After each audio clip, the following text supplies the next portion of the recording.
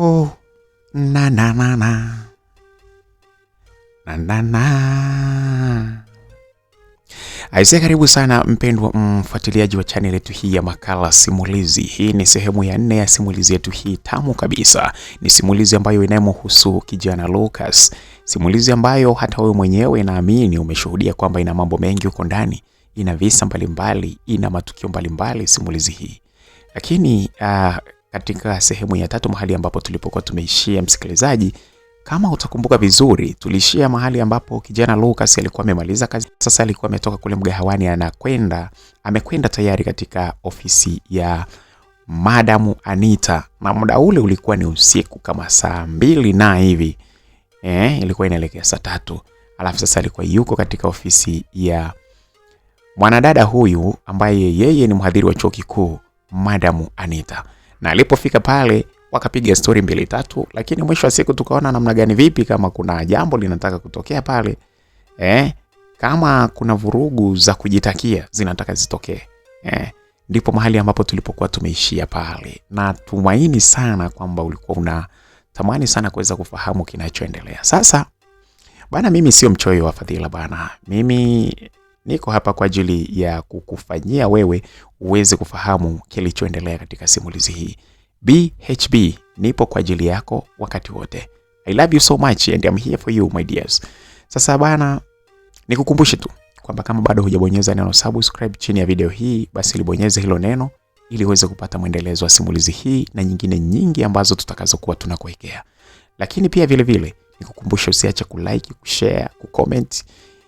Kuonyesha kwamba tuko pamoja. Hiyo inatufanya sisi kuweza kukujibu katika comment yako, lakini pia inatufanya tuweze kuwa familia kwa ujumla. Hiyo ndio bana sehemu ambayo mimi ninakukaribisha rasmi sasa kwa ajili ya sehemu hii ya 4. Ninayekuletea simulizi hii ni mimi BHB, na hii ni makala simulizi. Karibu sana.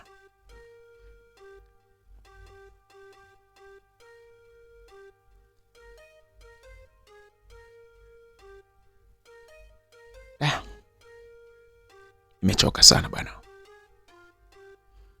Tufanye siku nyingine bana. Hapana bana, kidogo tu. Naomba tufanye kidogo tu. Hii ni huduma ya maana sana kwangu. Ni jambo ambalo kama ukinifanyia moyo wangu utafurahi sana. Nakuomba sana Lucas. Madam Anita bana alizidisha kudeka sana. Alianza kumpapasa Athumani kichwa kipara huko. Akaanza kumgusa na kuhangaika naye. Sasa unajua mimi bwana, kwa kawaida yangu ukisha jaribu kugusa hayo mazingira, mimi ndipo udhaifu wangu ulipo. Ukianza kumgusa tu Athumani kichwa kipara huko chini, tayari mimi ninashindwa kustahimili. Yani hata kama nilikuwa nimekataa kitu naanza kukubali. Basi mimi nikamsimamisha haraka sana Madam Anita pale. Nikampeleka pale, akawa ameshika pale kwenye meza. Ni kweli kwamba alikuwa anataka hapa sasa niweze kumfundisha kusoma. Kwa sababu alikuwa anataka niweze kumfundisha kusoma, na mimi sikuona shida. Unajua hata kama yeye alikuwa ni mwalimu wa chuo kikuu na mimi nilikuwa nimeishia form 4 tu, lakini nilikuwa kuna vitu na vifahamu zaidi yake. Nilimpeleka pale ili niweze kumfundisha, nikamshikisha pale kwenye meza ili aweze kusoma maandishi kadiri inavyostahili. Sasa kwa sababu niliona kulikuwa na kufuli pale, niliamua kulitoa kufuli ambalo alilokuwa nalo katika mwili wake ili kusudi nimtoe matongotongo vizuri kichwani aweze kuelewa ni namna gani anaweza kujifunza na kuelewa. Nilitoa vizuri ile kufuli na hatimaye nikapandisha sasa ile kanzu ambayo aliyokuwa ameivaa, nikaipandisha ile kusudi siweze kutuzibia mazingira ambayo tunastahili kufundisha na kusoma. Pale na yeye muda ule alikuwa yuko katika hali ya kuhitaji kusoma sana. Ni kama ni msisimko ulikuwa uko juu sana ili aweze kujua kusoma vizuri na kuandika. Nilisema hapa lazima nimfundishe kusoma kwa sababu yeye ndo ameng'ang'ana. Ameanza kumshika Athumani kichwa kipara huko. Amenifanya sasa kweli hiyo kalamu niweze kumfundishia kuandika vizuri. Basi bana, mimi nikampima kama kule nyumbani kwa bibi kama kulikuwa kisima chake kimeanza kutoa maji au la.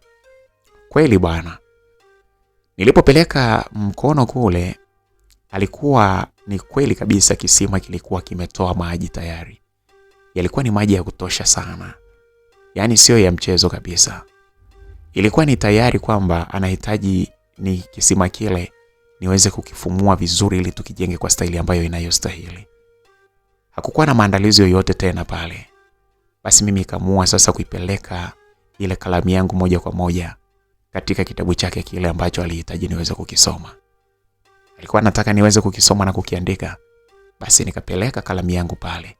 Kutokana na kwamba tayari daftari lile lilikuwa limeandaliwa, lilikuwa limekaa vizuri sana kwa ajili ya kuweza kupokea wino wangu ambao nilikuwa nataka niumwage pale. Basi kalamu yangu ilienda moja kwa moja. Lakini sasa sikutaka kuipeleka ndani sana ile daftari. Nilianza kuigusa hapa juu kwanza ili niweze kufundisha kusoma, kupapasa maandishi ya juu kabisa ili aweze kuelewa vizuri. Juu kwanza vizuri. Nilifanya hivyo kwa dakika kama 5 hivi, kuchora zile herufi kwa kuzirudia.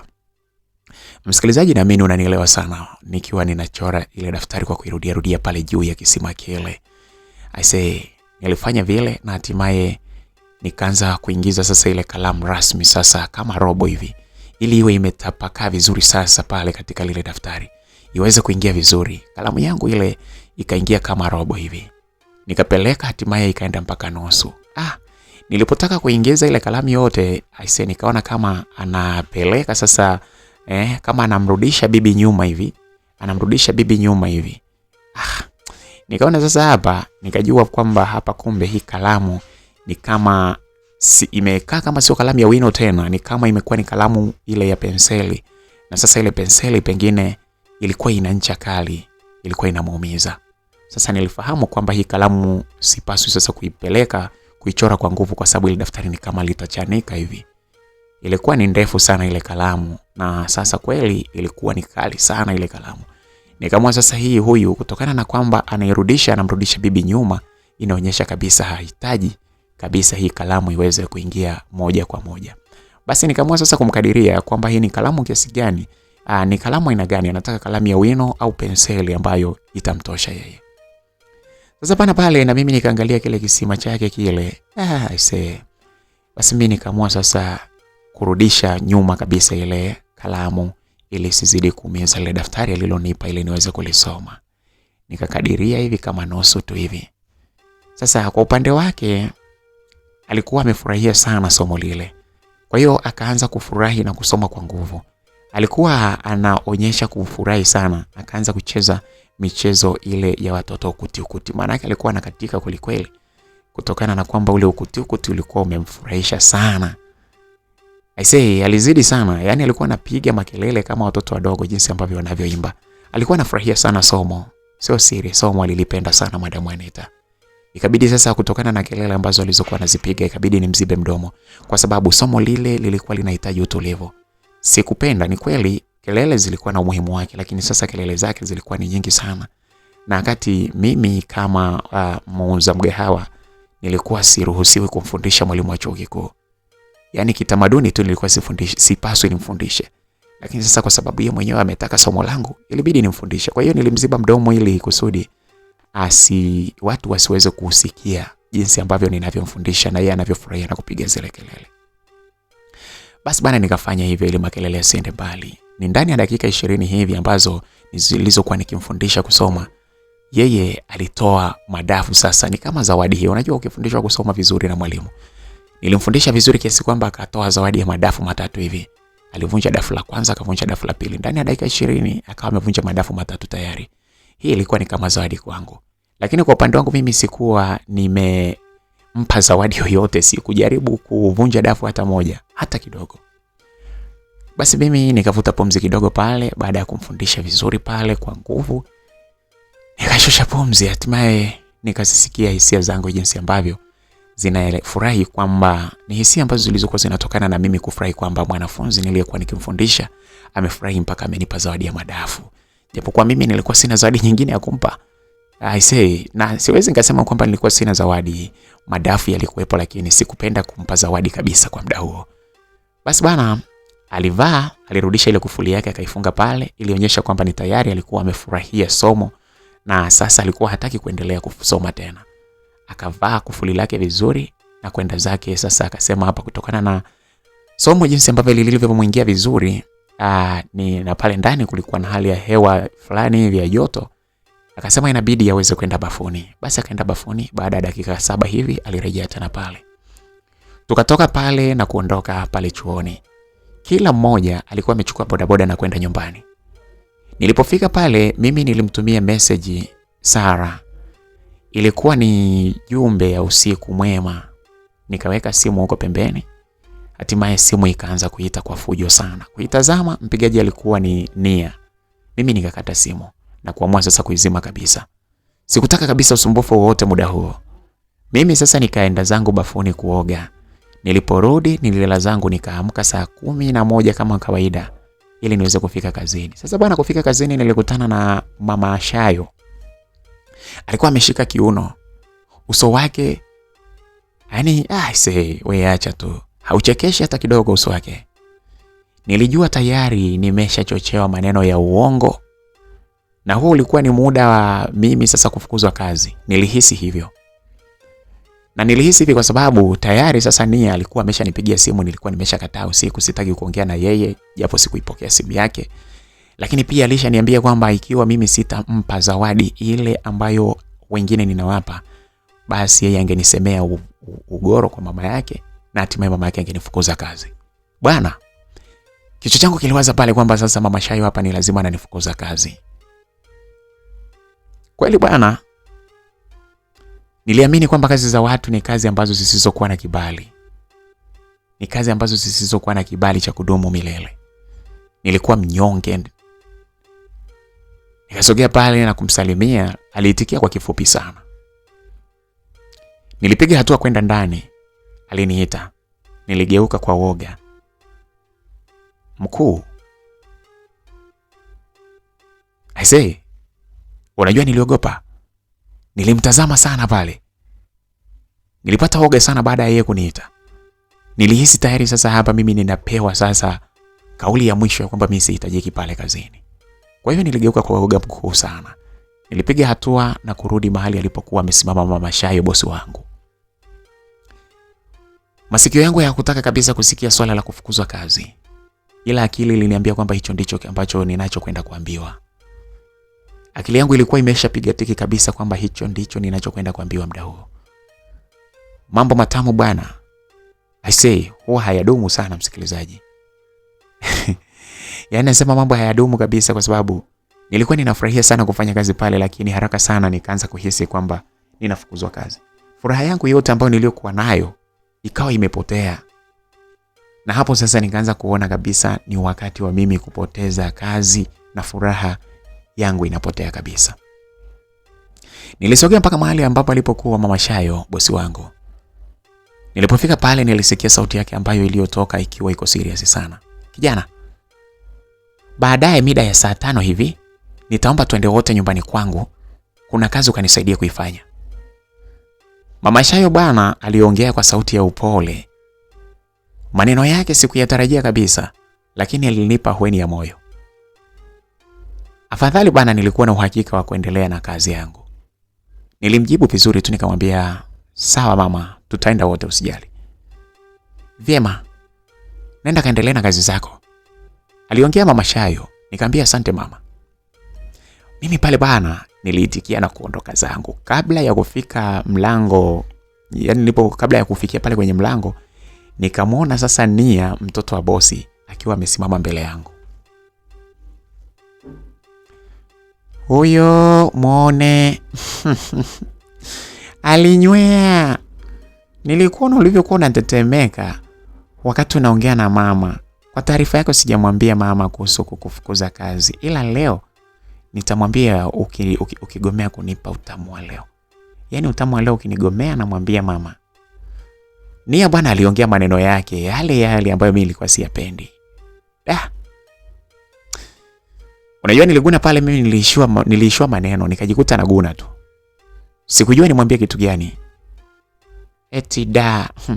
Itakuwa moro nakwambia. Wewe jiandae tu kichwa chako muone kwanza. Nia aliongea na kunipiga kikofi fulani cha kimahaba begani. Akilini mwangu nikajisemea unipati ngo. Basi bwana mimi pale niliendelea na kazi yangu.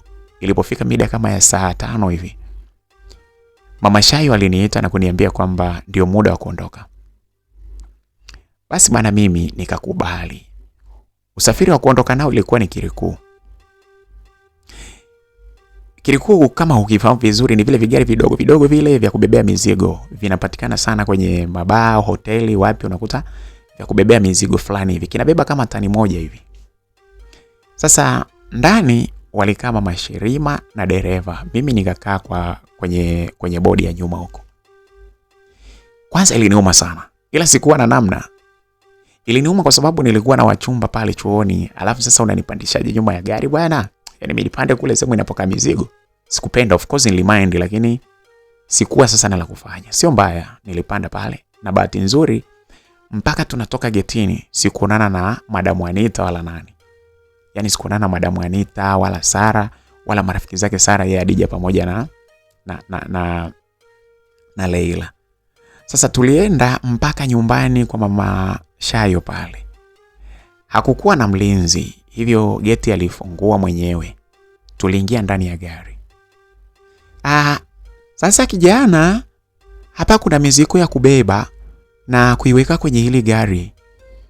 Kuna watu niliwaagiza mizigo yangu badala ya kupeleka chuoni, eti wameleta hapa. Nilipotaka wapeleke chuoni kwa kakataa, eti wanataka niwaongezee pesa ya usafiri. Ujinga huo sikutaka kufanya. Sikutaka kufuga ujinga kama huo, na ndio maana wakanishushia hapa. Mama Shaibana aliniambia akiongea kwa lafudhi yake ya Kichaga, na mimi nikamwambia hamna shida. Basi bwana, kazi ilianza na ilikuwa ya kubeba gunia za maharage na unga ambazo sasa zilikuwa zinasafirishwa kutokea huko mkoani, Morogoro huko. Tulizibeba na kuziweka kwenye gari zote kwa ushirikiano wangu mimi pamoja na dereva wa ile gari la mizigo kile Kirikuu. Tulipomaliza mimi sikuonesha kuchoka kabisa. Mpaka Mama Shayo mwenyewe alishangaa, aliniita pembeni ili tuweze kuongea. Kijana, hongera sana kwa hiki ulichokifanya hapa. Umejua kunishangaza ujue. Sikukuamini siku ya kwanza ulipoletwa kwangu. Nilikuona ni bisho usiyejua kazi.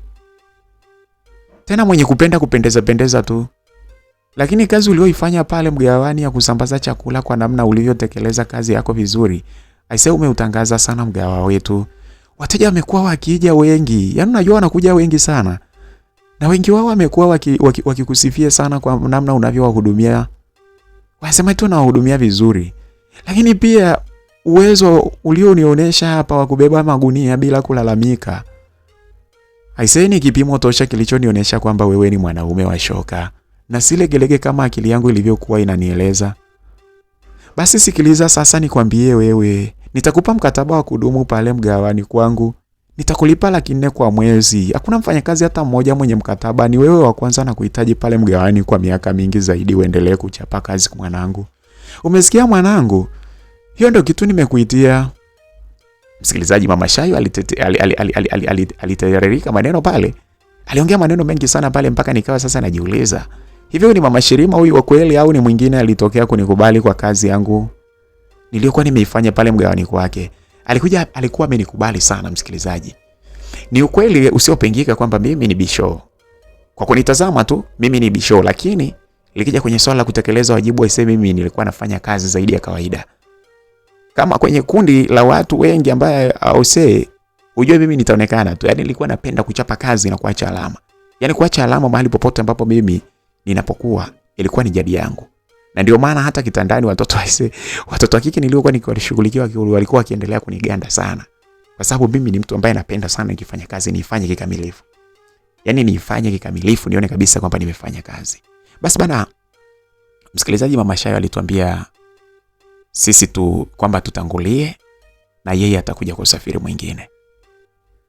Tuliingia kwenye gari na kurejea chuoni. Maisha yangu chuoni yalikuwa ya mtindo huo. Kwenye mahusiano niliendelea kuishi na Sara, Madam Anita na Dr. Garissa pia. Kwa upande wa Nia, yeye mimi nilimpotezea kwa kuwa mimi hata sikuona kama ataweza kunifukuzisha kazi tena, hivyo sikuona umuhimu wake tena. Nilikuwa na jeuri ya kuachana naye. Sasa miezi 2 ilipita nikiwa naendelea kuwa trafiki mwenye kuijua vizuri kazi yangu vyema. Sikutaka kabisa magari yaweze kugongana hata kidogo. Yaani mademu wote walikuwa wako pale chuoni pale. Lakini nilijua ni muda gani nakutana na huyu na muda gani naweza kukutana na huyu, ili mradi tu wasije wakakutana pamoja hivi nisije kagonganisha magari. Siku moja nikiwa pale chuoni kwenye shughuli zangu mgawani, nilipokea simu kutoka kwa mzee. Alipata taarifa kwamba eti bibi mzaa baba alikuwa amefariki. Nilihuzunika sana kwa msiba huo kutokana na kwamba nilikuwa nimemzoea sana bibi yangu kiasi kwamba kwa umri wangu huo bado nilipoenda kijijini bibi alikuwa ananipakata. Yaani mara nyingi alikuwa anasema kwamba eti nimefanana na marehemu mumewe, yani babu yangu mzaa baba. Kwa hiyo alikuwa ananiona mimi kama mumewe vile. Sasa kifo chake kilikuwa kinamaanisha kwamba nimempoteza mke wa thamani sana kwenye maisha yangu. Simu ile ya baba kiukweli ilikuwa imeniumiza sana. Sikutamani kabisa kusikia maneno kama yale. Lakini ndio hivyo bwana, sikuwa na namna ya kufanya. Nilimfuata mama Shayo pale na kumpatia taarifa hiyo ya msiba. Mama Shayo alihuzunika sana na kunipa ruhusa ya kurudi nyumbani na kwenda huko msibani. Nilirudi nyumbani na siku hiyo basi niliporudi pale nyumbani tulifanya safari ya kuelekea mkoani Morogoro. Sehemu fulani hivi ambayo inaitwa Mvomero. Ni wilaya moja iko huko mkoani Morogoro inaitwa Mvomero. Ndipo alipokuwa akiishi bibi yangu huko mzaa baba. Sasa nikiwa msibani niliwapa taarifa wapenzi wangu. Nikawapa taarifa wapenzi zangu, Madam Anita na Dr. Garissa, kwani wao sasa walikuwa wananitafuta sana. Mtu ambaye sikumpa taarifa alikuwa ni Sara, kwani niliona kuwa alikuwa na maringo sana. Na maringo aliyokuwa nayo mimi niliona bana huyu bora nisimueleze tu. Kwa sababu mara nyingi alikuwa hawezi kunitafuta mpaka mimi niweze kumtafuta. Sijui alikuwa anajikuta nani yani. Unajua ile demo alikuwa anaringa sana. Basi bwana, naweza ngasema kwamba alikuwa na haki zote za kuringa kwa sababu alikuwa ni mzuri. Alikuwa amepewa kila kitu kizuri. Sara alikuwa ni mzuri wa sura, shape, rangi, kila kitu. So pengine bwana ndio maana alikuwa na sababu ya kuringa. Basi bwana, kwa kifupi ni kwamba mimi sikumpa taarifa kwa sababu alikuwa na maringo sana. Kama sijamtafuta nitafuti. Kwa hiyo nikaona hasa ina sababu ya kumwambia. Sasa bwana, nikiwa niko pale msibani, giza lilipoingia, nikaona niweze kutembea. Nitembee kidogo. Nilitoka pale msibani. Nilipita nyumba 2-3 hivi, nilikuta eneo fulani hivi walikuwa wanachoma nyama. Walikuwa wanachoma nyama na kukaanga nyama za ng'ombe na mbuzi. Yeyote unayotaka unapewa pale. Kulikuwa pako fresh sana, ni vijua fulani ambavyo vilikuwa vimechangamka sana pale. Yaani issue ni pesa yako tu. Watu walikuwa wengi. Kutokana na uwepo wa msiba wa bibi, watu walikuwa ni wengi pale. Sasa nikiwa pale nikiangalia nyama ili nijue ni chome au ni ikaangwe, yani nikawa natazama kwamba ni chomewe au ni nikaangiwe nyama. Nikaanza kuuliza pale, nyama kilo bei shilingi ngapi? Sasa sauti ya kike ilisikika pembeni yangu. Sauti haikuwa ngeni masikioni mwangu. Nilijua vyema. Nilipotazama pembeni sikuamini aliyekuwa mbele ya macho yangu. Niliduaa ila nilifurahia sana kumuona mtu yule. Unajua kwa lile furaha linatembea, yani linatembea kutokea moyoni mpaka usoni, linaonekana waziwazi. Ndilo furaha ambalo lililokuwa limenikumba pale. Nilifurahi sana kumuona mtu yule pale. Oh, Sara, ni wewe unaota? Nilijikuta naropoka. Ni kweli bwana, alikuwa mbele yangu, alikuwa ni Sara. Maswali niliyokuwa nayo kichwani, amefikaje pale? Yes, ni mimi. Na mimi nimeshangaa kukuona hapa. I say. Kweli tuna mengi ya kuzungumza hapa. Hapa tuna mengi ya kuzungumza bwana. Ni wewe kweli uko hapa? Msikilizaji, basi sasa tulinunua kilo 1 ya nyama ya mbuzi aliyekuwa amekaangwa vizuri. Muuzaji alitufungia na kutupa limao na chumvi. Tulitoka hapo na kwenda kukaa sehemu ambayo ilikuwa ni pembeni kidogo. Tulisogea pale ili tuweze kuzungumza vizuri.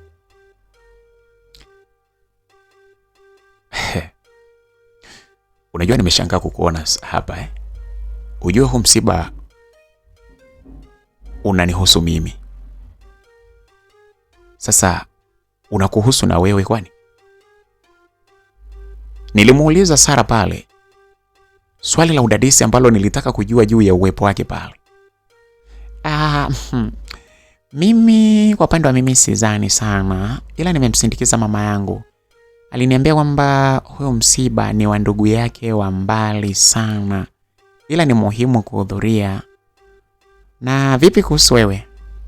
Sara alinijibu huku akiwa ananichapa swali pale pale. Nikamwambia bana, mimi huyu aliyefariki ni bibi yangu. Yaani mke mwenzio, kwa maana ya kwamba huyu ni bibi yangu mzaa baba yangu kabisa. So ni mke wangu kama wewe ulivyo mke wangu. Oh jamani, pole sana. Sasa mbona ulina umepoteza mke? Wacha sasa, sasa tunafanyaje sasa? Sikaniacha lakini na wewe bwana. Kwa hiyo siwezi kulia kwa sababu kaniacha na wewe. Muone kwanza, yaani Lucas wewe. Hebu kula kidogo basi. Msikilizaji, niliongea na kumlisha kipande cha nyama kwa mdomo pale. Hapo mimi nilikuwa huru na yeye, japokuwa mwanzo nilikuwa na hofu. Isijekuwa siku zote nilikuwa na mla ndugu yangu kabisa. Nilikuwa naogopa sana asije akawa ni ndugu yetu, lakini kwa sababu amekwisha kuniambia kwamba ni ndugu wa mama yake tena wa mbali. Bali kidogo sasa nikawa na ahueni. Sasa baada ya kuambiwa bibi yangu ni ndugu yake mama yake tena ndugu wa mbali sana, ndio nikajua ule undugu wa bibi mzaa shangazi, sio shangazi akamzaa mdogo yake binamu, sio binamu yule mama yake akaenda sio nini kuzalisha ukoo mwingine na nini. Basi mimi nikaona nitafurani. Yaani nikaona hamna issue. So unajua tena mambo yetu ya Kiafrika yale ndugu kufuatiliana na hivi na vile. Nikaona bwana huyu sio ndugu. Hamna issue yote ile. Basi bwana tuliendelea kulishana pale. Namna tulivyokuwa karibu zaidi na kaupepo kalikokuwa kanatupuliza, ndivyo ambavyo miili yetu nayo ilizidi kuhitajiana zaidi. Niliona kichaka kwa mbele yangu. Nikakitazama nikaona kabisa kingefaa kukata kiu kwa haraka sana. Shida ikawa sasa naongea vipi na demo akishua kama Sara vile. Nimueleze kwamba tunaelekea kwenye pori. Nilipata mbinu ya kumfanya aishiwe na ujanja. Nikaona sasa hapa issue ni moja tu, niweze kumpapasa. Basi nikamshika kila mahali mpaka akalegea. Nilipomvuta kichakani, nafikiri hata yeye alikitamani kile kichaka kuliko mimi. Sasa nikimfakamia huko. Bahati nzuri hatukupata ugeni wowote wa nyoka wala nini wala mdudu yeyote wa kutudhuru.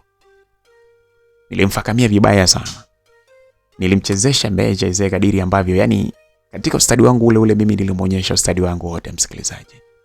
Tulipotosheka pale tulirudi msibani. Yaani huwezi amini tuko msibani lakini bado akili zetu zinawaza mambo ya ajabu. Basi bwana ndivyo ilikuwa.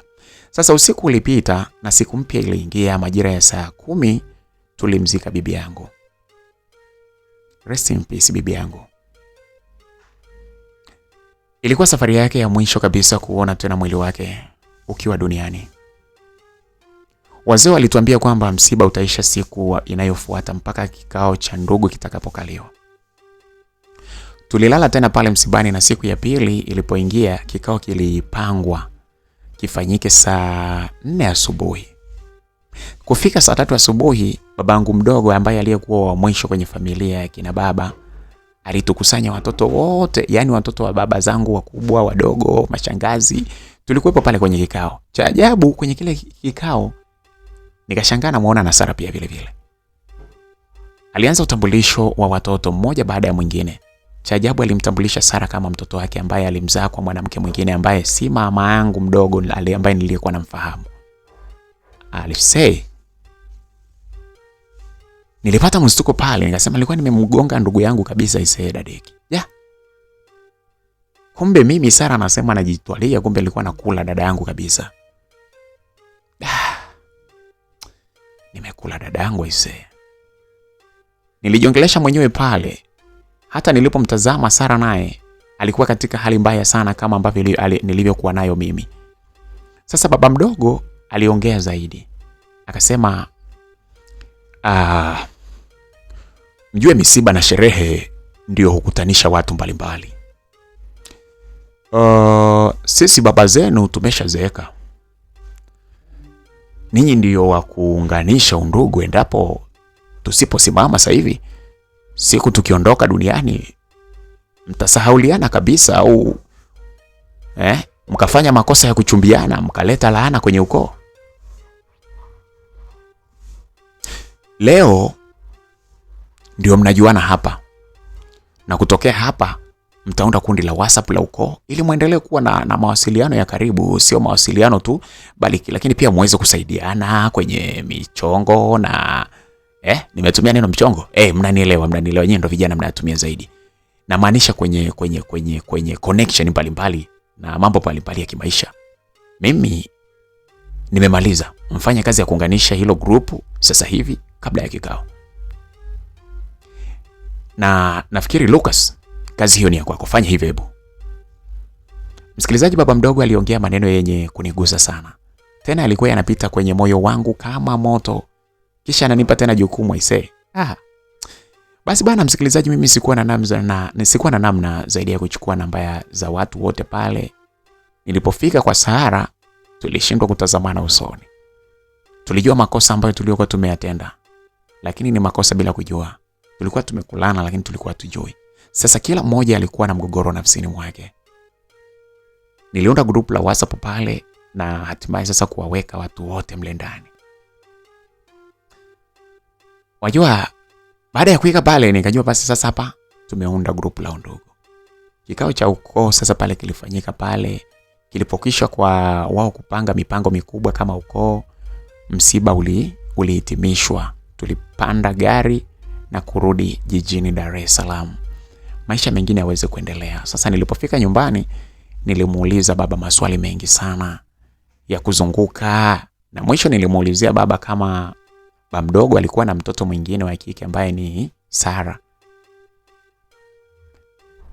Ukiachana na wale niliokuwa na wafahamu pale mimi, yani nyumbani kwa baba mdogo, ilibidi sasa niulize kama kweli kulikuwa na mtoto mwingine anaitwa Sara. Nilimuuliza baba yangu. Baba aligongelea msumari wa moto kweli kweli na kusema ni kweli, huyo ni mtoto wa baba mdogo wako. Nilimuuliza ilikuwaje alishindwa kujulikana kwa miaka mingi. Babangu ndipo alipofungua mdomo akaanza kusema, ngoja nikueleze kitu kilichotokea mwanangu. Kilichotokea mpaka huyo mtoto akashindwa kujulikana. Alipoongea vile nilitega masikio yangu vizuri ili kusikiliza kisa hicho. Nilikuwa natamani sana niweze kufahamu ni kitu gani ambacho kilitokea mpaka Sara yeye akaacha kufahamika.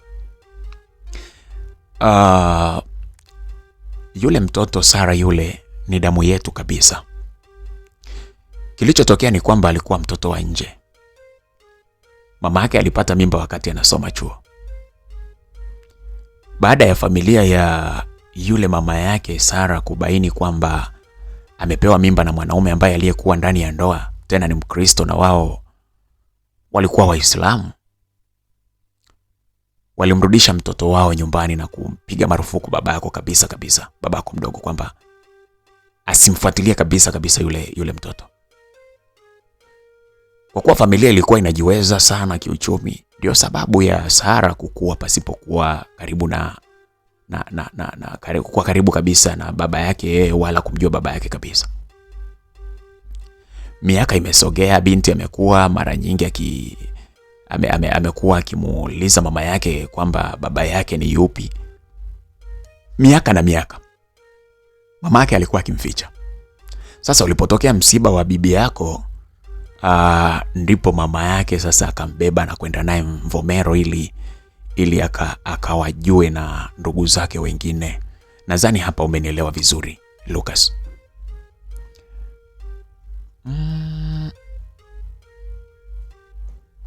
Ndiyo baba, hapa nimekuelewa. Umefafanua vizuri na mimi nimekuelewa vizuri. Alafu baba, kuna jambo nataka kukueleza hapa. Msikilizaji, niliamua sasa kubadili gia hewani. Sikutaka kuendelea kuongea mambo ya Sara tena kwa kuwa yalikuwa yananiumiza moyo wangu sana. Baba, mimi nataka nikapange na mimi nijitegemee kwa kuwa nimepata kazi. Wacha na mimi sasa nikapime upepo wangu na mimi uko barabarani niangalie maisha yanakwendaje. Hiyo ni nzuri. Hiyo ni nzuri kijana wangu. Kwa kuwa umelitambua hilo mapema.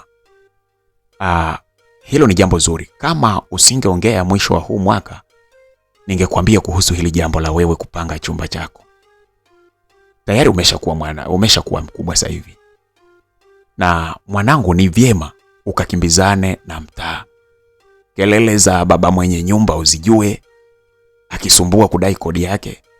Nafikiri hizo kelele zitaweza kukupa morali ya kutafuta pesa ya kodi na utatafuta kwa jitihada kubwa sana. Hakika babangu. Vizuri kabisa. Nenda ukafanikiwe mwanangu. Mimi nakubariki kwa baraka zote za rohoni na mwilini. Msikilizaji, baba yangu pale alitamka maneno mazuri sana ambayo niliyafurahia sana. Nilifurahia sana kwa kweli maneno ya baba yangu. Niliona ni maneno ya maana sana. Kubarikiwa na baba yako bana, kuna nguvu yake. Kuna nguvu yake ya kitofauti sana. Niliona huo ndio wakati ambapo milango yangu itazidi kufunguliwa zaidi na zaidi. Siku hiyo mimi bana nilitoka kwenda kutafuta chumba na nilipata chumba cha kodi. Kodi ilikuwa ni shilingi 50,000. Nililipa miezi 6 yote. Sasa shida ikaja, sikuwa na pesa nyingine ya kununulia vyombo vya ndani. Na mimi sasa ni mtu ambaye napenda mikogo, napenda kupendeza, napenda nini? Nikaamua sasa kuwatafuta wale wapenzi wangu, wawezeshaji wale. Si unajua tena, kuna Madam Garissa, Madam Anita. Nilibidi niwaeleze kuhusu swala la kupanga. Na kila mmoja alifurahi kwa namna yake. Walinichangia kiasi cha pesa bila wao kufahamu. Yaani kila mmoja alinichangia bila kujua kwamba mwingine amenichangia, kwa sababu walikuwa hawafahamiani kama wao ni watu wangu wote. Walinichangia kiasi cha pesa. Sasa Dr. Garissa yeye kwa kuwa alikuwa vizuri sana, alinipa 1,000,000. Na Madam Anita alijivuta pale akanipa shilingi 500,000. Hizo kweli bwana zilinitosha kabisa. Nilijaza vitu kwenye chumba changu. Siku zilisogea na wapenzi wangu wakitaka kufika ninapoishi. Kitu nilichokuwa napambana nacho kwa nguvu zote ni wao kujua ninapokaa. Nilipenda sana tukutane ya hoteli. Na Madam Anita nilikuwa napenda sana tukutane kule. Upande wa Dr. Garissa yeye, huyu raha nilikuwa nampatia nyumbani kwake kwa sababu yeye mwenyewe ilikuwa ni kila kitu. Michezo kwa upande wa Sara ilikata kutokana na ukuta uliokuwa katikati yetu, ule ukuta wa undugu. Wote sasa tuliona kwamba hamna sababu ya kuendelea kufanya mambo ya ajabu tena, na kati sisi tushakuwa ndugu, tushafahamu kwamba ni ndugu. Lakini sio siri, nilikuwa bado nikikumbuka na kutamani jinsi ambavyo alivyokuwa yani alikuwa na utamu na utofauti mkubwa sana. Kwanza muonekano wake mzuri, lakini pia vile vile alikuwa na mapishi mazuri, yani michezo alikuwa anaijua vizuri. Lakini pamoja na tamaa hiyo ambayo ilikuwa inaniendesha, sikuacha kugundua kwamba huyu ni dada yangu. Kwa hivyo ule ukuta ulikuwa ni mkubwa sana. Sikutaka kabisa tuendelee na ile michezo kwa sababu yule tayari tumeshaendelezwa kwamba sisi ni ndugu. Nakumbuka siku hiyo Jumapili moja nilikuwa niko nyumbani. Nilikuwa nashughulika na mapishi, niliona ujumbe kutoka kwa Sara. Hey bro, vipi? Nikaanza pale sui ni ujibu, sui nini. Akarudia tena, akasema hey bro, uko wapi? Nikamwambia niko nyumbani. Ni aje? Akaniambia safi bana. Unajua bana mimi nahisi kuwa bored hapa hostel. Alafu sitaki kwenda nyumbani. Unajua kilichotokea, namuona mama yangu ni mtu wa ajabu sana yani. Sina pa kwenda. Naomba nije kwako basi nivushe wakati muda uendeende. Nilisoma ile message. Nikairudia tena mara ya pili. Lakini sasa unajua nilirudia tena ile message mara 3 kuona kama kuna usalama. Mwisho wa siku mimi nilikubali baada ya kuona mtu mwenyewe ashaniita bro. Kuna haja gani sasa ya kuogopa? Nilimwelekeza mpaka kwangu, hatimaye alifika. Nilipika ugali, mayai, mboga za majani na nyama roast nini. Nilitengeneza na juice ya matunda pale. Tulifanya mambo fresh bana pale. tulitenga na kula pamoja. Siku hiyo hakukuwa na michezo ya kulishana. Baada ya kumaliza kula tu pale, tuliendelea kuangalia movie za hapa na pale. Sasa kwa bahati mbaya, movie ile bana ilileta kipengele cha watu kufanya mapenzi. Yaani movie ile tulivyokuwa tunaiangalia wakaanza kuleta ile michezo ile ya watu kufanya mambo yao. Sara akaanza vurugu bwana. Nilijikaza sana kumzuia tusifanye hicho kitendo, kwa sababu sisi ni ndugu. Aliomba nimfanye kwa mara ya mwisho, na hata nikimnyima na mnyima nini sasa, wakati hakuna kipi ambacho hakukifahamu kutoka kwangu. Nikajaa kwenye mfumo bwana, nikamfanya vizuri tu. Baada ya hapo kila mmoja akaenda kuoga. Tuliporudi nilikuwa kama nimekasirika fulani hivi, nimekasirikia nafsi yangu. Nafsi ilinisuta sana kwa kitendo hicho kibaya sana nilichokifanya kwa mtoto wa babangu mdogo. Alinipa simu yake na kuniambia, acha kujinunisha na wewe bana. Kunikata tu genye kidogo unaona dhambi mwenyewe. Leo ndio mwisho, atufanye tena. Kuthibitisha hilo bana, akaniambia, chukua simu yangu hiyo, mimi nakaa mbali. Tazama picha ambazo zilizopo hapo. Chagua rafiki yangu yeyote yule. Mimi nitakufanyia mpango mpaka umpate. Sawa kaka? Yaani bro, mimi hapa nakwambia mimi ni mara ya mwisho. Lakini sasa hapo kwenye simu yangu chagua kila kitu. Chagua kila kitu. Yaani chagua picha zote we. Kwenye rafiki zangu yeyote ambaye utakayempenda, niambie nikutafutie, nikuunganishe na yeye umpate. Sawa bro? Nilimwambia sawa. Kwa hiyo nikakubali pale, nikachukua simu na kuanza kupita upande wa picha. Kweli bana, niliona vyombo vingi sana vikali. Nilishindwa kabisa kuchagua yupi niache yupi. Si unajua tena sisi wanaume, huo ndio ubaya wetu sisi wanaume. Kwenye wanawake wengi wazuri, ukiwaambia uchague mmoja, utachagua yule mzuri kabisa, yule ambaye unaona kabisa anapendeza nafsi yako, lakini moyo wako utaendelea kukuuma kwa kuacha wale wengine. Hivyo ndio jinsi ambavyo sisi tulivyoumbwa.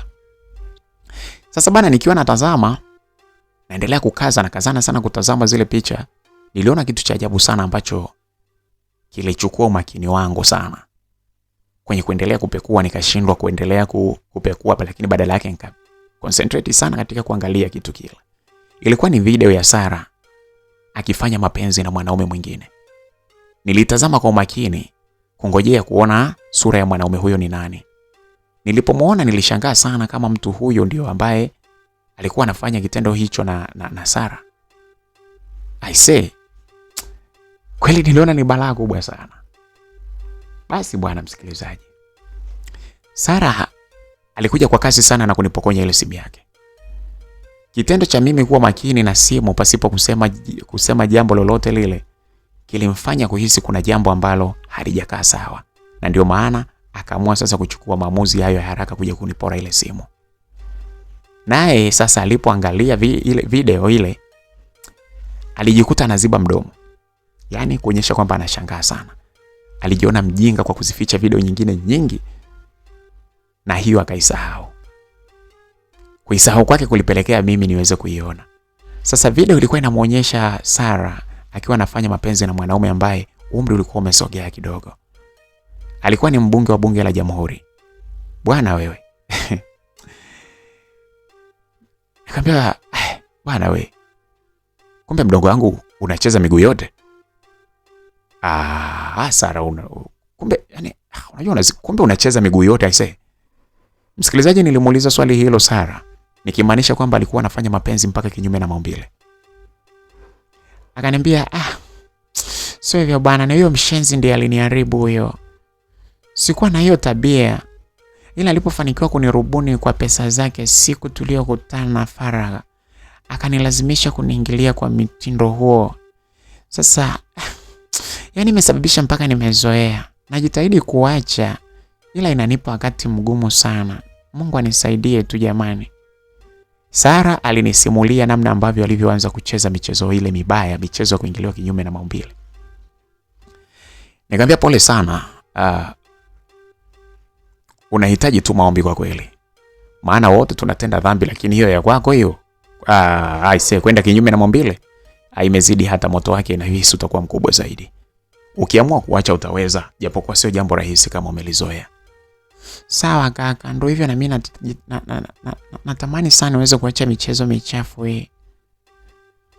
Nilijaribu kumfariji pale. Nilimjaribu sana Sara. Giza lilipoingia sasa nilimdanganya kwamba mimi naenda kulala nyumbani kwa wazee, wameniita. Kusema ukweli hiyo ilikuwa ni trick yangu tu, ni mbinu tu ya kumkwepa Sara ambaye alianza kuonesha dalili ya kutaka tena aendelee kuwepo pale. Alitaka eti aendelee kubaki pale ili niweze kumfariji usiku mzima. Mimi nikaona hapana. Nilijua kabisa kitakachoendelea pale ni kuanza kupandana tena mtu na dada yake. Nilimsindikiza mpaka barabarani, akapanda bodaboda ambayo ilimchukua kumpeleka chuoni. Sasa Jumatatu kama kawaida mimi niliingia kazini na oda zangu ni mwendo wa kucheza nazo tu. Nilipeleka kwa Dr. Garissa, pia nilipeleka kwa Madam Anita. Huko alinidaka akitaka tena kwamba eti nisitoke. Akasema huyu mtu huyu bwana huyu. Yaani bwana Madam Anita mapenzi yake ni kama alikuwa ni ya kubakana vile yani. Yaani kama ni kubakana vile. Nikaweza pale ngasema sasa hapa sio nimpangeje. Nikamwambia sikia madam, kama ni kufanya mapenzi sasa nitakudanganya. Sina mzuka kabisa leo. Nilijihami mbele ya madam pale, Madam Anita. Yeye aliipenda sana hiyo michezo ya ngono, alikuwa anapenda sana. Akaniambia Lucas pana, sio kufanya mapenzi, mimi nataka nikuulize mambo ya msingi kuhusu maisha yako. Ujue ile kazi ya mgawani utakiwe kuifanya mpaka uzeeke, kwa sababu kuna kipindi utakuwa na watoto wajukuu, lazima ujue ulipo unapokwenda. Lakini pia lazima kuna siku yani nikwambia kwamba lazima ujue maisha yako yanavyokwenda. Ndio issue nilikuwa nataka nikuulize. Lakini nakumbuka kuna siku uliniambia kwamba umewahi tamani sana kufanya kazi kwenye hivi vyombo vya ulinzi na usalama, si ndio? Ndio. Nilitamani huko nyuma, lakini sasa sioni kama itawezekana tena kwenye maisha yangu. Labda dunia nyingine huko aise. Kwenye maisha haya sidhani. Jamani, yani wewe Lucas, wewe eti dunia nyingine, usinichekeshe. Mbona unakata tamaa? Unajua hakuna lisilowezekana chini ya jua. Mbona unakata tamaa sasa haraka? Aise, ujue nini bwana? Ni kweli, lakini umri wangu unakaribia miaka 25 sasa hivi. 28 sasa hivi unakaribia. Ushaona? Elimu yangu ni kidato cha 4. Huoni kama nimeshatoka kwenye vigezo vya kujiunga na hivyo vyombo? Msikilizaji, mimi nilijielezea pale kwa nini niliona ni vigumu sana kwa ndoto yangu kutimia. Akaniambia, ni sawa. Ila ngoja nijaribu kukupambania kwa nguvu zangu zote. Nione nitaishia wapi kwenye kuikamilisha hiyo ndoto yako. Sawa bana, hamna shida. Ukifanikiwa itakuwa furaha sana. Yaani itakuwa ni furaha kubwa sana kwangu, kwa sababu ilikuwa ni ndoto yangu. Msikilizaji, nilikubali na hatimaye nikabariki michakato ya yeye kunitafutia nini? Kunitafutia nafasi kwenye vyombo vya ulinzi na usalama. Sikujua angetumia njia gani au nini, lakini bana, mtu na elimu yake usingeweza kubishana sana, lakini pia huwezi kujua mtu anamjua nani. Huwezi kujua kwamba mtu anamfahamu nani, ana uhusiano wa karibu na nani, huwezi jua. Sasa siku hiyo ikapita na siku mpya ilipoingia, tulifanya kazi na usiku nilirudi zangu kwangu kule. Nikiwa kwangu nilipigiwa simu na Dr. Garissa. Alinipa taarifa kwamba tufanye matembezi ya kwenda Zanzibar tukale raha kidogo za maisha. Hiyo ilikuwa Jumatano. Nikamweleza kwamba nitaendaje sasa, alafu kuna swala la kazi. Akajibu hilo nimwachie yeye, kwamba atanilipia mara 5 ya posho yangu ya siku ile ambayo tutakayoenda. Lakini pia ataniombea ruhusa kwa mama Shayo. Aliposema hivyo, kuhusu swala la kuniombea ruhusa mimi kule kwa mama Shayo nikagoma. Nilimwambia kama ni ruhusa aisee, mimi nitaomba mwenyewe na sio kuombewa. Nilifanya vile kwa sababu sikutaka namna fulani hivi ambavyo mama Shayo alivyokuwa ananipenda na kuniheshimu, eti aanze kujua kwamba eti sijui nini tena kuna mambo kama yale. I say, niliona kabisa heshima yangu itashuka. Sikutaka kabisa. Niliona mama Shayo ni mtu ambaye amenipenda sana na kuniheshimu. Heshima hiyo ingeshuka kwa kuhisi kwamba mimi natembea na mwanamama mtu mzima kama Dr. Garissa. Nilimwambia nitashughulikia mwenyewe, alafu yeye nitampa mrejesho. Asubuhi sasa, asubuhi ile ilipofika, niliingia kazini kama kawaida. Nilipoingia pale, basi bwana mimi nikaingia zangu pale kama kawaida. Nilifanya kazi vizuri tu. Na ilipofika usiku, nilimwomba ruhusa sasa mama Shayo ya kutokuwepo mpaka Jumatatu. Nilimdanganya kwamba naenda kijijini. Nikamwambia kwamba naenda kijijini na familia, tunakwenda kujengea makaburi ya ukoo. Hivyo ilikuwa ni muhimu kuhudhuria. Nikamweleza kwamba hiyo ilikuwa ni muhimu sana kuhudhuria tukio hilo, kwani kulikuwa na ibada nyingine zinaendelea. Bila kuuliza zaidi, bosi wangu bwana mama Shayo aliniruhusu. Ijumaa tuliingia kwenye ndege na kupaa mpaka visiwani. Tulienda kwenye visiwa vya Marashi ya Karafuu kama ambavyo wanavyopaita.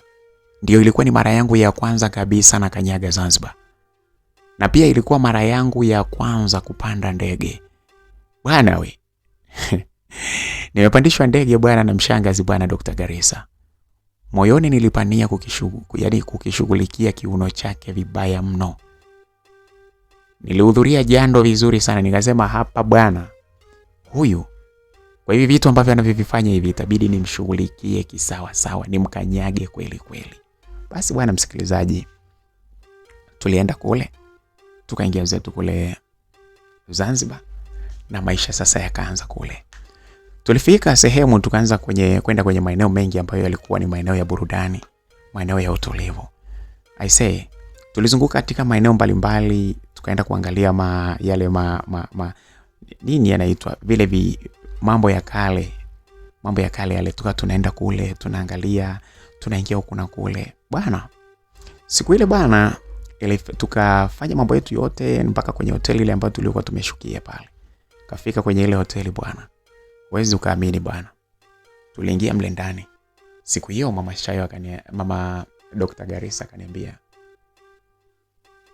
hebu naomba nikwambie kitu. Unajua hii dunia tumeumbwa ili tuweze kufurahi. Na kama hii dunia tumeumbwa ili tuweze kufurahi, unapaswa kile kitu ambacho kinachokufurahisha ukifanye kwa kasi sana. Yaani ukifanye mpaka wewe mwenyewe ufurahi. Yaani ufanye kweli. Yaani unapaswa ufanye mpaka yani ujue kwamba umefanya. Nikamwambia ni kweli unachozungumza, lakini sijajua unataka kulenga nini. Akaniambia wewe bwana, hebu acha mambo yako bwana. Wewe nawe. Msikilizaji, hapo tulikuwa tuko kwenye kinani kidogo cha ndani, ni kama kiseble hivi, kutoka kwenye chumba ambacho tulichokuwa tumechukua pale kwenye ile hoteli. Chumba kikubwa kabisa. Hapa kulikuwa na eneo letu kama kiseble, sehemu ambapo watu wanaweza kukaa, wakaongea, wakapiga story. Sasa tulikuwa tuko chumbani muda huo. Akasogeza mkono wake, akanigusa kidogo kwenye shavu, akaniambia wewe bwana wewe, hebu acha mambo yako bwana. Unataka usiniambie kwamba ni mambo gani ambayo yanafurahisha bwana? Nikamwambia unamaanisha hayo? Sasa unafikiri mimi napenda nini? Mume wangu huko alipo najua na yeye anafanya yake. Mimi ninachohitaji na mimi nifanye. Sasa naona nikiwa kule kuna muda naona si enjoy, nataka ndio maana nimeamua tutoke huku. Tu enjoy vizuri na unifanyie kila kitu unachokitaka, hata kama ni kigeni unifanyie. Msikilizaji, alipoongea vile nikaanza kusema huyu sasa anataka sijui aanze kumkaribisha ibilisi la kwanza kucheza miguu yote. Akasema wewe shetani siwezi nikafanya. Kimoyo moyo tu, kwa sababu hakusema moja kwa moja. Msikilizaji, Dr. Garissa alikuwa na umbo hilo, shape hilo kali kicheziani.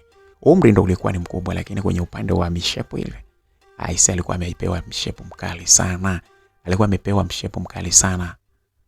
Dr. Garissa alikuwa ameumbika. Yaani wewe kama ni mwanaume, hata kama useme kwamba bana mimi mashangazi sichukui sui nini, lakini ukimtazama jinsi ambavyo alivyokuwa amebeba mshandende huko nyuma, ni lazima tu mwenyewe ungesema hapana, hii mimi ninaweza nikachukua afu nakula afu nitafuta mdomo. Basi bana msikilizaji, tukaendelea kupiga story pale, nikamwambia mna shida. Nilijua kabisa kitu ambacho alichokuwa anakitaka. Alinyanyuka pale na kuniacha pale. Alienda akaingia mpaka ndani kidogo akarudi. Alipotoka nikashangaa amekuja na wine. Mimi sijazoea kunywa hizo mambo. Alikuja nayo pale. Lakini pia hata mavazi ambayo alikuwa amevaa pale muda ule alikuwa amevaa tofauti kabisa. Dr. Garissa alikuwa ni mtu ambaye amezoea kufanya, anapenda kufanya mazoezi. Kwa hiyo tumbo lake lilikuwa ni tumbo la wastani kabisa. Yaani ukilitazama tumbo lake huwezi kuamini. Unaweza kusema kwamba ni tumbo la binti mdogo wa miaka 15, 18 yani. Tumbo lake si halina kitambi kabisa. Ukiambiwa kwamba amezaa, kama si umri wake unaweza ukabisha ukasema hajazaa. Mungu alimsaidia pia, alikuwa hajapata mshono wowote ule katika mimba zake alizokuwa amebeba na kujifungua. Nilimtazama jinsi alivyokuja akiwa amevalia, unaweza ukasema ni kibinti. Alikuwa amevaa kigauni kifupi kabisa. Unajua kile cha mitego kile. Sawa? Afu kujua alikuwa amevaa bra tu. Amepiga bra. Akaja pale. Nikashangaa anafungua ile wine afu anamimina kwenye glasi ya kwanza afu anamimina ya pili. Nikamwambia bana mimi situmiagi. Akaniambia tumia hii bana, sio pombe bana. Wewe tumia tu. Ni kitu ambacho kinakufanya uzidi kuchangamka, unafurahi zaidi. Huwezi ukalewa. Nikamwambia hapana bana. Mimi ngoja niendelee kunywa juice yangu ile pale inanitosha. Sikiliza. Usikatae. Haya mambo mengine unajifunza tu, hivi ni vitu vya gharama, alafu ndio maisha unapaswa utumie. Kwa nafikiri tunaishi sana sasa. Tunaishi kwa kipindi kifupi tu. Tunapaswa tuenjoy maisha hapa duniani, muda ambapo tupo tuenjoy. Kunywa bana. Hutaki basi ngoja nikunyweshe. Msikilizaji alichukua ile glasi moja akaiweka mdomoni kwake, alafu akaileta akaninywesha. Sasa nilipoanza kunywa niliona ile wine kweli ilikuwa na ladha fulani hivi tamu, yenyewe sio kali kama mapombe mengine haya magongo, sio masmatijini, mavitu gani ya machungu kweli. Niliona kama kile kinywaji kinafaa. Alinikumbatia na kuanza kuninywesha. Mkono wangu pale sasa ulitoka pale kwenye sehemu yake ya asili ukaenda kupiga penalty. Hadi pale ule mkono ulisababisha penalty kwa sababu ulienda moja kwa moja mpaka kwenye kifua cha Dr. Garissa na nikajikuta nimeshika dodo lake lile ambalo lilikuwa pale. Mwenyewe pale niliona jinsi ambavyo alivyobadilisha sura yake baada ya kupeleka pale. Alionyesha kutabasamu sana baada ya kuona mimi nimegusa pale. Akasema, kumbe unaelewa. Shika basi unywe. Alinilegezea jicho, huwezi kuamini kama ni mtu mzima ambaye anaweza kunizaa. Basi nikachukua ile glasi nikaanza kunywa pale. Tulikuwa sasa tunakunywa huku miguu yetu ikiwa inagusana kwa chini. Tulikuwa tunagusanisha sasa miguu yetu huku chini. Ni kama tulikuwa tunacheza michezo ya kitoto hivi ya kuingiziana vidole katikati ya vidole vya miguu, tunaingiziana vidole katikati. Kidole na kidole. Tuliendelea vile na mimi niliendelea kunywa taratibu. Ile chupa lile ambalo lililokuwa liko na ile wine ilikuwa ni kubwa. Tukapiga nikanywa pale tena nikanywa. Nikajikuta sasa na mimi nimeanza kuenjoy. Kadiri dakika zilivyoenda nilijikuta nachangamka, ile chupa ikaisha. Nikajikuta nikamwambia kwani eti hamna nyingine dokta, hamna nyingine kwani? Akaniambia afu tukiwa huku usiniambie dokta. Huku tuitane majina yenyewe ambayo yanazidi kufanya furaha iwepo. Dokta ni huko nitakapokuwa niko darasani. Huko ndo tunaitana madokta kwa sababu kuna kazi za kidokta huko. Hapa hivi hapa unapaswa unipe jina langu halisi au ujui au kunyonyesha ndipo utaamini. Msikilizaji akasogeza kile kifua chake akaniletea dodo lake ili niweze kunyonya. Bwana wewe, alikuwa ameupa vizuri, hata maziwa yake alikuwa hayajalala, yani alikuwa amelala lakini yamejaa vizuri. Kwa hiyo alikuwa na ule mvuto bado. Nilichukua pale dodo lile nikaanza kumnyonya. Mikono yake ilianza kunishika kwenye kichwa changu akaniambia safi sana. Ngoja nikuongezee wine. Alifurahi sana kutoka na kile nilichofanyia. Alitoka pale na kuingia ndani, huku alirudi tena akawa amebeba wine nyingine. Chupa ile pale sasa pale mimi nilikuwa nishakuwa mtaalamu. Sasa bwana nikajikuta na kunywa kakasi sana. Sasa kumbe bwana wine sio kwamba sio pombe. Ni pombe lakini mwanzoni yani inachelewesha kulewa. Kwa mimi ambaye nilikuwa sijazoea kunywa pombe, sijawahi kunywa pombe hata siku moja. Ukiachana zile za kuonja unaweka mdomoni afu unatema unameza lakini unaumia kichizi. Mimi kwa kifupi sijawahi kunywa pombe. Kwa hivyo ile wine jinsi ambavyo nilivyokuwa nakunywa, nilijikuta kumbe ilikuwa ishaanza kunichangamsha, nimeanza kulewa mapema. Sawa? Sasa kufanya vile nilivyokuwa kama walevi wenyewe wanavyosema kwamba ukilewa ndio unazidi kutamani kuongeza pombe. Ndio maana nikaanza kuibugia sana ile wine. Nilibugia pale nilijikuta usirias ukiwa unaongezeka. Nilitoka pale mahali nilipokuwa nimekaa nikamsogelea Madam Garissa pale alipokuwa. I say mdomo wangu sijui saa ngapi ulienda ulifika mpaka ukagusa mdomo wake. Sasa unajua mimi kwanza baadaye ndipo nilikuja kushangaa kwa sababu unajua Madam Garissa nilikuwa nikifanya naye, lakini sometimes nilikuwa ni mpaka yeye anianza. Nilikuwa naona uvivu kumwanza kutoka na umri wake, na lakini siku hiyo nilipata confidence kubwa kweli. Bwana we, nilipofika pale tulijikuta tumeacha hata vile glasi pale na kuanza kuendelea sasa bembeana pale. Tulibembeana pale huku tukiwa tunapeana juice sasa mdomoni kwa ukali sana. Kila mmoja alikuwa anatembea katika mwili wa mwenzake kupitia viungo vyake. Tulishuka pale kwenye vile viti ambavyo tulivyokuwa tumekaa pale, na hapo tulijikuta tukinyanyuka na kwenda mpaka kule chumbani. Msikilizaji, hapo ni katika eneo muhimu sana. Ni hoteli muhimu sana iliyoko visiwani Zanzibar. Furaha ilikuwa ni kubwa sana. Michezo ilikuwa ni mikubwa sana. Pale siku ile ndipo ambapo sasa niligundua kwamba kumbe bana watu wazima hawa acha tu kabisa. Walikuwa na ujuzi wa kila aina. Bana hatukupoteza muda bana. Vurugu mechi zilianza pale ndani. Kila mmoja alikuwa anatamani sana kufikia hiyo, lakini kila mmoja alikuwa anataka aonyeshe ujuzi kabla ya kuanza kucheza mechi aina yoyote ile. Lakini kila mmoja alitamani kuendelea kuifanya ile mechi. Tuliendelea kucheza pale bila kuanza kuingiliana. Hatukutaka kugusana, yani kugusanisha viungo vyetu vya siri. Tulikuwa tukichezeana michezo mbalimbali. Kidogo pale wakati tunaendelea pale, simu ya Dr. Garissa iliita. Ilikuwa imeita kwa sauti. Kitendo kile ni kama kilimstua hivi. Alikasirika na akitazama. Alipoitazama ile simu ilikuwa ni ya mkuu wa idara kule chuoni. Kwa hiyo alishindwa kuipuuza. Alipokea ile simu. Kitendo kile kilijifanya kwamba wote pale mudi zetu zikaanza kukata kwanza. Zilipungua. Akapokea hilo, wakaanza kuzungumza. Taarifa aliyoipewa ilimfanya yeye abadilike sana. What? Kweli? Jamani. Mkuu.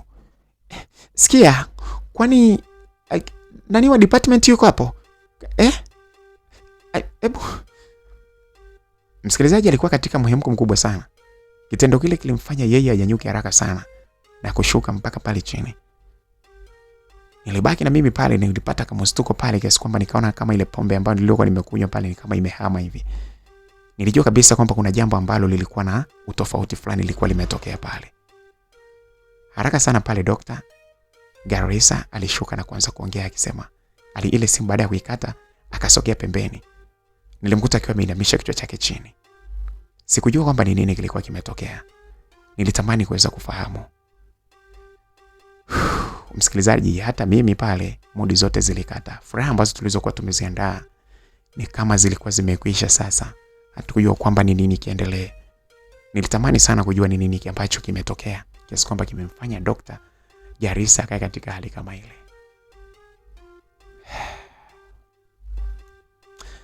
Bwana msikilizaji bwana, na kufikia hapo hiyo ndio sehemu ya 4 ya simulizi yetu hii. Tukutane tena katika sehemu ya 5 tujue ni nini ambacho kilichokuwa kimetokea pale, alafu mambo yanakwenda vipi. Kijana Lucas mwisho wake utakuwa ni nini? Kijana Lucas mbona anaonekana kama mchafuzi sana? Huko kwa kina Madam Anita, kwa kina Dr. Garissa, mara kwa kina nani? Vipi, ni kwamba kweli ataweza pia kumudu kutokushiriki yeye pamoja na dada yake huyu? Huyu dada yake Sara ataweza kweli kuacha kushiriki kweli? Na ni vipi sasa atatafuta mtu mwingine kweli kati ya wale marafiki wa dada yake Sara? Bwana, hayo na mengine mengi tuende taratibu ili tutaweza kufahamu kwamba ni nini mwisho wa Lucas, kijana ambaye anajikuta kweli kweli kwamba yeye kweje anachanganya mapenzi na kazi. Ni nini kitakachomkuta, au yatakuwa yale ya Ngoswe penzi kitofu cha uzembe?